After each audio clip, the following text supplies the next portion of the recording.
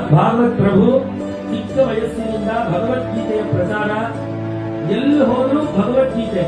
ಈಗ ನಾವೆಷ್ಟೋ ಜನ ಫ್ಲೈಟ್ ಅಲ್ಲಿ ಹೋಗ್ತೀವಿ, ಅಲ್ಲಿ ಏರ್ ಹೋಸ್ಟೆಸ್ ಸಿಗ್ತಾರೆ, ಅವರು ನಮಸ್ತೆ ಅಂತಾರೆ. ಈಗ ಯಾಕೆಂದ್ರೆ ಈ ಪ್ರಭಾವದಿಂದ ಗುಡ್ ಮಾರ್ನಿಂಗ್ ಅನ್ನೋದು, ಹಾಯ್, ಹಲೋ,